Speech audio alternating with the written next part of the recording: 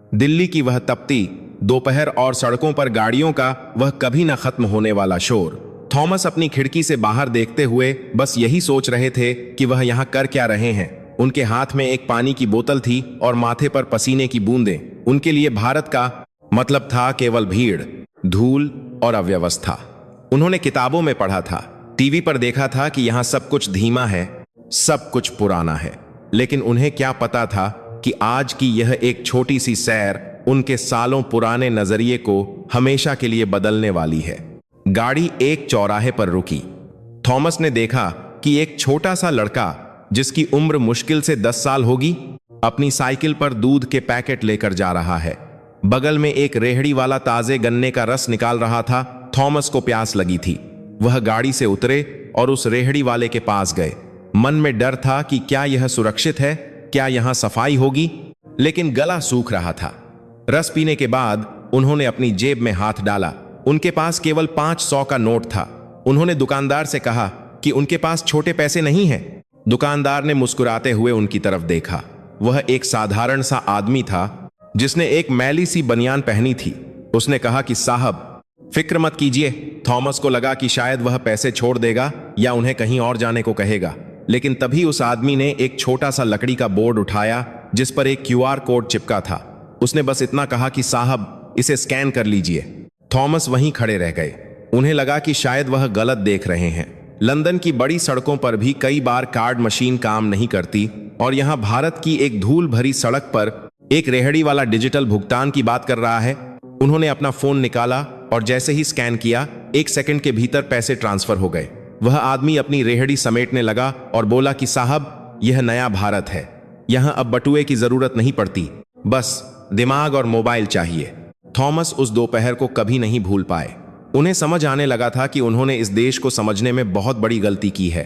वह उस रात अपने होटल के कमरे में बैठे रहे और इंटरनेट पर भारत के बारे में पढ़ने लगे।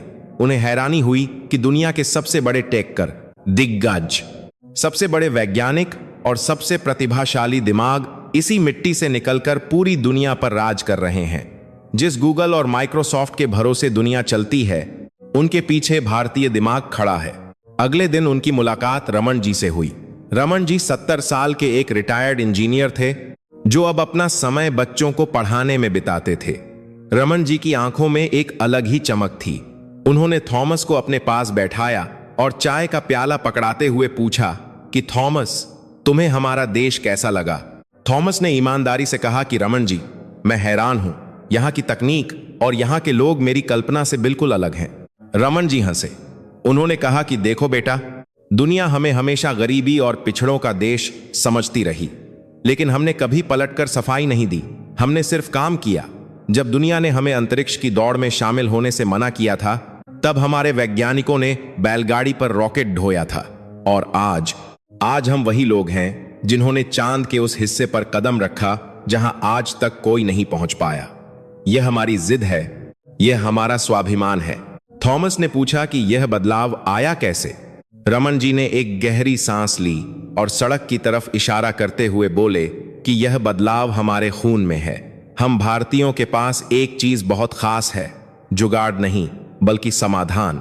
हम मुश्किलों से डरते नहीं, हम मुश्किलों का रास्ता निकालते हैं। जब हमारे पास साधन नहीं थे, तब हमने दिमाग का इस्तेमाल किया, और आज जब हमारे पास साधन हैं, तो हम दुनिया को रास्ता दिखा रहे हैं। रमन जी ने बताया कि कैसे भारत का डिजिटल इंफ्रास्ट्रक्चर आज अमेरिका और यूरोप से भी आगे निकल चुका है। उन्होंने कहा कि आज एक गांव का किसान भी जानता है कि अपनी फसल का सही दाम इंटरनेट पर कैसे देखना है। यह केवल तकनीक नहीं है, एक 2000 तान भी है यह किसान तक पर। यह सशक्तिकरण है। यह उस हर भारतीय की जीत है जिसने कभी हार नहीं मानी। उस दिन थॉमस ने महसूस किया कि भारत केवल एक देश नहीं है, यह एक एहसास है। यहाँ की सड़कों पर जो भीड़ दिखती है, वह अराजकता नहीं बल्कि एक धड़कन है। यहाँ हर इंसान के पास एक कहानी है, हर दिल में एक सपना है और हर हाथ में देश को आगे ले जाने की ताकत है। उन्हें याद आया कि कैसे उनके अपने देश में लोग अक्सर अकेलेपन की शिकायत करते हैं, लेकिन यहाँ हर कोई एक दूसरे से जुड़ा हुआ है। शाम को थॉमस एक पार्क में टहल रहे थे। उन्होंने देखा कि कुछ युवा लड़के बैठकर किसी गंभीर विषय पर चर्चा कर रहे थे। उत्सुकतावश वह उनके पास गए। उन्हें लगा कि शायद वे किसी फिल्म या खेल की बात कर रहे होंगे, लेकिन वे लड़के इसरो के अगले मिशन और आर्टिफिशियल इंटेलिजेंस के भविष्य पर बात कर रहे थे। उनकी बातें सुनकर थॉमस को यकीन हो गया कि भारत का भविष्य बहुत सुरक्षित हाथों में है। उन लड़कों में से एक ने थॉमस की तरफ देखा और पूछा कि क्या आप विदेशी हैं? थॉमस ने कहा, हाँ। उस लड़के ने बड़े गर्व से कहा कि सर, हमारे देश को गौर से देखिएगा। हम केवल पुरानी इमारतों का देश नहीं हैं, हम उस पीढ़ी का देश हैं जो कल की दुनिया की नींव रख रही है। थॉमस ने मुस्कुराते हुए सिर हिलाया। उन्होंने अब समझ लिया था कि भारत की असली ताकत उसकी सड़कों पर नहीं, बल्कि उसके लोगों के आत्मविश्वास में है। वह आत्मविश्वास जो सदियों की गुलामी और संघर्ष के बाद फिर से जाग उठा है। यह एक ऐसा भारत था जो अब झुकने के लिए नहीं, बल्कि दुनिया की आंखों में आंखें डालकर बात करने के लिए तैयार था। लेकिन कहानी यहां खत्म नहीं हुई। थॉमस को अभी एक और बड़ी सच्चाई का सामना करना बाकी था, जिसने उनके दिल को पूरी तरह से झकझोर कर रख दिया। वह सच्चाई जो तकनीक से नहीं, बल्कि इंसानी रिश्तों और उस महान संस्कृति से जुड़ी थी जिसे भारत आज भी सीने से लगाए हुए है। बेंगलुरु की वह बड़ी बड़ी इमारतें और कांच के दफ्तर थॉमस को अपनी दुनिया की याद दिला रहे थे। लेकिन इस शहर की हवा में कुछ अलग था। यहां केवल मशीनों की गड़गड़ाहट नहीं थी, बल्कि यहां की गलियों में सपनों की गूंज थी। थॉमस एक बहुत बड़े प्रोजेक्ट के सिलसिले में यहां आए थे और उनकी मुलाकात अर्जुन से हुई। अर्जुन उस कंपनी के मुख्य दिमाग थे जहां दुनिया के बेहतरीन इंजीनियर काम करते थे। थॉमस ने देखा था कि अर्जुन घंटों तक कंप्यूटर के सामने बैठकर ऐसी समस्याओं का हल निकाल देते थे जिन्हें सुलझाने में विदेशी टीमें हफ्तों लगा देती थीं। थॉमस को लगा था कि इतना बड़ा आदमी, इतना प्रभावशाली पद जरूर बड़े घमंड में रहता होगा। एक शाम अर्जुन ने थॉमस को अपने घर खाने पर बुलाया। थॉमस को लगा कि शायद कोई बहुत आलीशान बंगला होगा, दरवाजे पर गार्ड होंगे और अंदर विदेशी साज सज्जा होगी। लेकिन जब वह अर्जुन के घर पहुंचे तो वहां का नजारा देखकर उनके पैरों तले जमीन निकल गई। वह एक बहुत ही सादा सा घर था, जहां आंगन में तुलसी का पौधा लगा था और दीवार पर पुरानी तस्वीरों के साथ भगवान की एक छोटी सी मूर्त थी। जैसे ही अर्जुन घर के अंदर दाखिल हुए, उन्होंने सबसे पहले वहां बैठी अपनी बूढ़ी मां के पैर छुए। थॉमस वहीं दरवाजे पर ठिठक कर खड़े रह गए। उन्हें अपनी आंखों पर यकीन नहीं हो रहा था। जिस इंसान के एक इशारे पर करोड़ों का कारोबार चलता है, जिसके बनाए सॉफ्टवेयर पर आधी दुनिया टिकी है, वह घर आते ही इतना झुक गया। अर्जुन ने थॉमस की आंखों में वह सवाल देख लिया। उन्होंने मुस्कुराते हुए कहा कि थॉमस, हम चाहे आसमान की ऊंचाइयों को छू लें, लेकिन अपनी जमीन और अपनी जड़ों को कभी नहीं भूलते। हमारे यहां ज्ञान का मतलब केवल डिग्रियां नहीं, बल्कि अपनों का सम्मान करना है। भोजन के समय थॉमस ने देखा कि पूरा परिवार जमीन पर बैठकर खाना खा रहा था। वहां कोई दिखावा नहीं था, बस अपनों का प्यार था। अर्जुन के पिता ने थॉमस को बताया कि कैसे उन्होंने अपनी जवानी के दिन एक छोटे से खेत में पसीना बहाकर बिताए ताकि अर्जुन को अच्छी शिक्षा मिल सके। उन्होंने बड़े गर्व से थॉमस की आंखों में आंखें डालकर कहा कि साहब, हमारे पास शायद बैंक में उतना पैसा ना हो जितना आपके पास है, लेकिन हमारे पास वह संस्कार हैं जो हमें कभी अकेला नहीं होने देते। थॉमस ने महसूस किया कि भारत की असली ताकत केवल उसके कंप्यूटर कोड में नहीं है, बल्कि उस परिवार की एकता में है। उन्होंने देखा कि कैसे अर्जुन की पत्नी और बच्चे बड़े प्यार से बुजुर्गों की सेवा कर रहे थे। थॉमस को अपने देश की याद आई, जहां लोग अक्सर अपने माता पिता को वृद्धाश्रम छोड़ आते हैं। यहां तो कामयाबी का जश्न ही तब मनाया जाता है जब पूरा परिवार साथ हो। अगले दिन दफ्तर में थॉमस ने देखा कि वही अर्जुन जो घर पर इतने विनम्र थे, काम के समय एक योद्धा की तरह थे। उन्होंने एक ऐसी नई तकनीक के बारे में बताया जो भारत के दूर दराज के गांवों में चिकित्सा की सुविधा पहुंचाने वाली थी। थॉमस ने पूछा कि क्या आप इस तकनीक को विदेश में नहीं बेचना चाहते? अर्जुन ने बहुत ही शांत स्वर में जवाब दिया कि थॉमस, हम केवल पैसा कमाने के लिए नहीं सीखते, हम इसलिए सीखते हैं ताकि अपने देश के अंतिम व्यक्ति के जीवन में बदलाव ला सकें। यह हमारी मातृभूमि के प्रति हमारा कर्तव्य है। उस दोपहर थॉमस ने बेंगलुरु की सड़कों पर चलते हुए लोगों को गौर से देखा। हर चेहरे पर एक जिद थी, कुछ कर गुजरने की तमन्ना थी। उन्होंने देखा कि छोटे छोटे कैफे में बैठे युवा लड़के लड़कियां बड़े बड़े स्टार्टअप्स की योजना बना रहे थे। उनके पास शायद महंगे सूट नहीं थे, लेकिन उनके दिमाग में वह चमक थी जो आने वाले कल को बदलने वाली थी। थॉमस को रमन जी की वह बात याद आई कि भारत ने कभी हारना नहीं सीखा। उन्होंने देखा कि कैसे यह देश अपनी प्राचीन परंपराओं को सीने से लगाए हुए आधुनिकता की दौड़ में सबसे आगे खड़ा है। एक तरफ मंदिर की घंटियां बज रही थीं और दूसरी तरफ भारत के वैज्ञानिक अंतरिक्ष में नए कीर्तिमान स्थापित कर रहे थे। यह वह अद्भुत मेल था जो दुनिया में कहीं और देखने को नहीं मिलता। शाम को लौटते समय थॉमस ने अपनी पत्नी को फोन किया। उनकी आवाज में एक अजीब सी उत्तेजना। उन्होंने कहा कि हम जिस भारत को पिछड़ा समझते थे वह दरअसल हमसे बहुत आगे है। वह दिल के मामले में आगे है, वह रिश्तों के मामले में आगे है और वह अपनी बुद्धि के मामले में भी किसी से पीछे नहीं है। थॉमस ने अपनी पत्नी से वादा किया कि जब वह लौटेंगे तो वह अपने बच्चों को भी वही सिखाएंगे जो उन्होंने यहां सीखा है कि झुकना कमजोरी नहीं बल्कि संस्कारों की ताकत है। लेकिन थॉमस को अभी एक और बड़े सबक की तलाश थी। वह यह जानना चाहते थे कि आखिर वह कौन सी चीज है जो एक आम भारतीय को इतनी हिम्मत देती है कि वह शून्य से शुरू करके शिखर तक पहुंच जाता है। और इसका जवाब उन्हें शहर के एक कोने में मिले, उस छोटे से स्कूल में मिला जहां बच्चों की आंखों में भारत का भविष्य साफ नजर आ रहा था।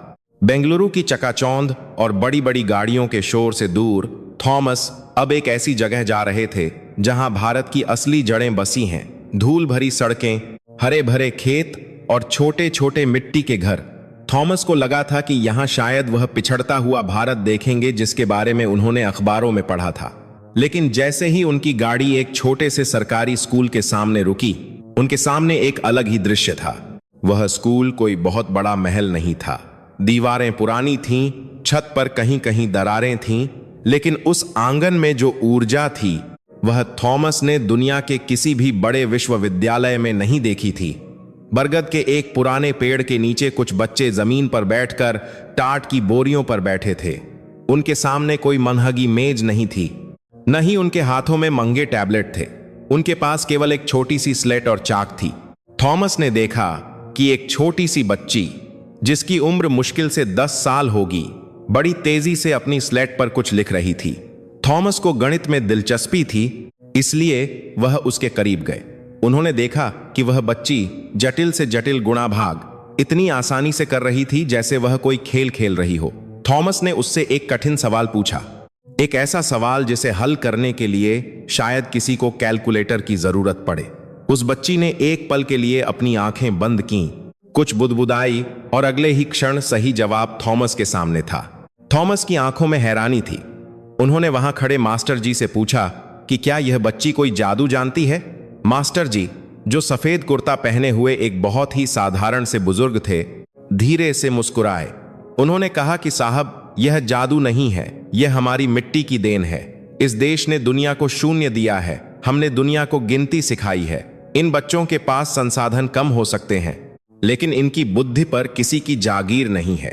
यहां का हर बच्चा अपनी गरीबी को अपनी कमजोरी नहीं बल्कि अपनी ताकत बनाता है। थॉमस ने गौर किया कि मास्टर जी केवल गणित या विज्ञान नहीं पढ़ा रहे थे, वह बच्चों को जीवन के मूल्य सिखा रहे थे। जब कक्षा खत्म हुई तो सभी बच्चों ने उठकर मास्टर जी के पैर छुए। थॉमस को फिर से वही दृश्य याद आया जो उन्होंने अर्जुन के घर देखा था। मास्टर जी ने थॉमस को बताया कि साहब, शिक्षा केवल नौकरी पाने का जरिया नहीं है। हमारे लिए शिक्षा का मतलब है खुद को जानना और अपने देश के काम आना। ये बच्चे जानते हैं कि इनके माता पिता ने कितनी मेहनत से इन्हें यहां भेजा है। ये जानते हैं कि इनके एक एक अक्षर के पीछे इनके दूसरी है पिता का पसीना और मां की उम्मीदें जुड़ी हैं।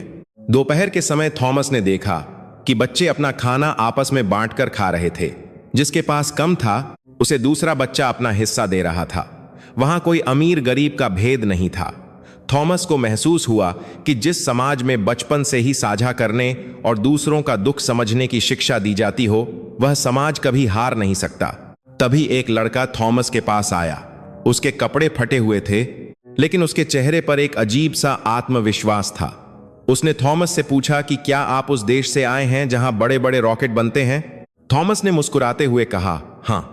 उस लड़के ने अपनी फटी हुई किताब थॉमस को दिखाई जिसमें हमारे अंतरिक्ष मिशन की तस्वीरें थीं। उसने बड़े गर्व से कहा कि एक दिन मैं भी ऐसा ही कुछ बनाऊंगा और वह आपके रॉकेट से भी बेहतर होगा। थॉमस उसकी बात सुनकर हंसने वाले थे, लेकिन उस लड़के की आंखों की चमक ने उन्हें चुप करा दिया। उन्हें समझ आ गया कि यह कोई कोरा सपना नहीं है, यह एक भारतीय बच्चे का संकल्प है। थॉमस ने मास्टर जी से विदा लेते समय पूछा कि आप इन बच्चों को इतनी हिम्मत कैसे देते हैं। मास्टर जी ने बहुत ही सुंदर बात कही। उन्होंने कहा कि साहब, हम बस इन्हें यह याद दिलाते हैं कि ये किस महान संस्कृति के वारिस हैं। हम इन्हें बताते हैं कि हमारे पूर्वजों ने बिना किसी आधुनिक मशीन के ऐसे मंदिर और स्मारक खड़े कर दिए जो आज भी दुनिया के लिए पहेली हैं।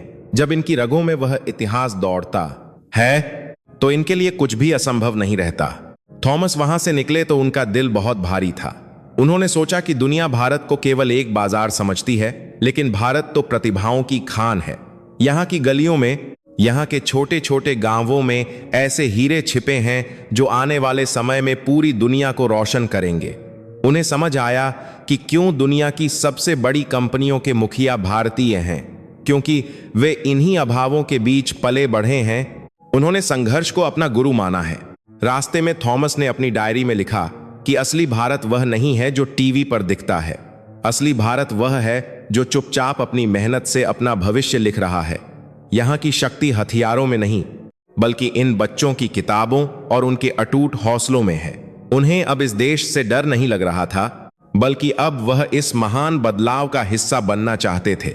लेकिन अभी एक आखिरी पड़ाव बाकी था। थॉमस को यह देखना था कि जब यह बुद्धि और संस्कार मिलते हैं तो वह कौन सी अद्भुत चीज बनती है जो दुनिया को झुकने पर मजबूर कर देती है। भारत में थॉमस का समय अब समाप्त होने वाला था, लेकिन नियति ने उनके लिए एक आखिरी और सबसे बड़ा सबक बचा कर रखा था। जिस दिन उन्हें वापस लौटना था, उसी सुबह पूरा देश एक अलग ही रंग में रंगा हुआ था। थॉमस ने देखा कि हर छोटे बड़े घर के बाहर लोग जमा थे। चाय की दुकानों पर भीड़ थी, लेकिन वहां शोर नहीं था, बल्कि एक गहरी शांति और प्रतीक्षा थी।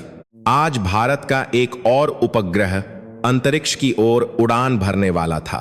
थॉमस ने अपनी खिड़की से देखा कि उस भीड़ में वही रेहड़ी वाला था जिससे उन्होंने पहली बार रस पिया था।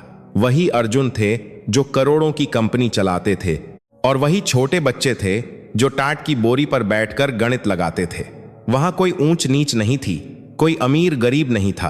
पूरा देश एक धड़कन बन गया था। जैसे ही टीवी पर गिनती शुरू हुई, थॉमस ने महसूस किया कि उनके आसपास के लोगों ने अपनी आंखें बंद कर ली थीं।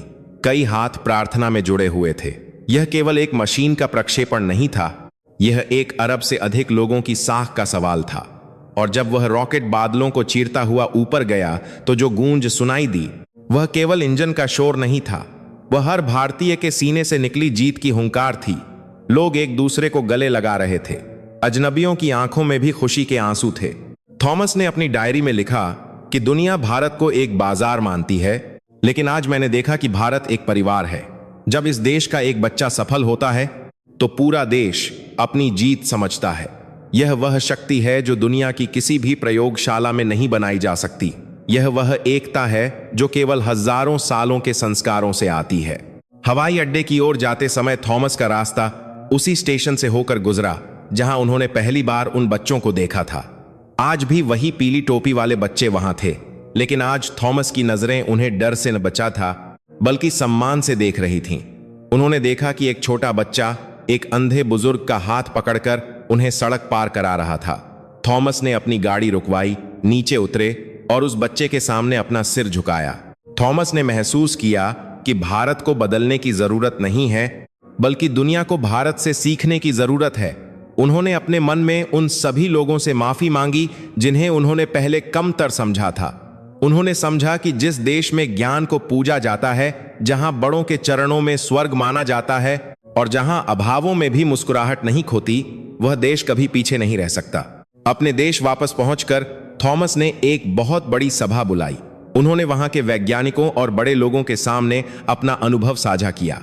उन्होंने कहा कि हम सोचते थे कि हम भारत को तकनीक सिखाने जा रहे हैं, लेकिन हकीकत यह है कि मैं वहां से जीवन जीने की कला सीख कर आया हूं। उन्होंने अपने बच्चों को अपने पास बुलाया और पहली बार उन्हें भारत की उन कहानियों के बारे में बताया जो किसी इतिहास की किताब में नहीं मिलती। थॉमस ने अपने घर के बाहर एक छोटा सा बोर्ड लगाया जिस पर लिखा था कि इस घर में हम दूसरों का सम्मान करते हैं और अपनी मेहनत पर गर्व करते हैं। उन्होंने अपने विदेशी मित्रों से कहा कि यदि तुम्हें असली बुद्धिमत्ता देखनी है तो भारत की गलियों में जाओ, यदि तुम्हें असली शांति देखनी है तो वहां के परिवारों में बैठो। आज थॉमस जब भी पीछे मुड़कर देखते हैं, उन्हें वह पीली टोपी वाला बच्चा याद आता है, उन्हें वह मास्टर जी याद आते हैं, उन्हें वह अर्जुन याद आता है। उन्हें समझ आ गया है कि भारत का असली गौरव उसकी बड़ी इमारतों में नहीं, बल्कि हर भारतीय के उस स्वाभिमान में है जो कहता है कि हम किसी से कम नहीं हैं। यह वह भारत है जो अब दुनिया का गुरु बनने की ओर अग्रसर है। भारत की मिट्टी में वह खुशबू है जो पत्थर को भी हीरा बना देती है। यहाँ की हवाओं में वह विश्वास है जो गिरते हुए को भी खड़ा कर देता है, और यहाँ के लोगों के दिल में वह करुणा है जो पूरी दुनिया को अपना मानती है। थॉमस की कहानी आज खत्म हो गई, लेकिन भारत की यह गौरव गाथा तो अभी शुरू हुई है। यह एक ऐसा सूरज है जो अब कभी अस्त नहीं होगा। हम सबको अपने भारतीय होने पर गर्व होना चाहिए, क्योंकि हम उस महान परंपरा के हिस्से हैं जहां मानवता ही सबसे बड़ा धर्म है। आज जब दुनिया अशांति और स्वार्थ में डूबी है, तब भारत ही वह दीपक है जो सबको रास्ता दिखाएगा। हमारी शक्ति हमारी एकता है, हमारा गौरव हमारी संस्कृति है, और हमारा भविष्य हमारी यही अटूट जिद है। सलाम है इस मिट्टी को, सलाम है यहाँ के लोगों को, और सलाम है उस अदम्य साहस को जो हर भारतीय के सीने में धड़कता है। हम भारत हैं और यही हमारी सबसे बड़ी पहचान है।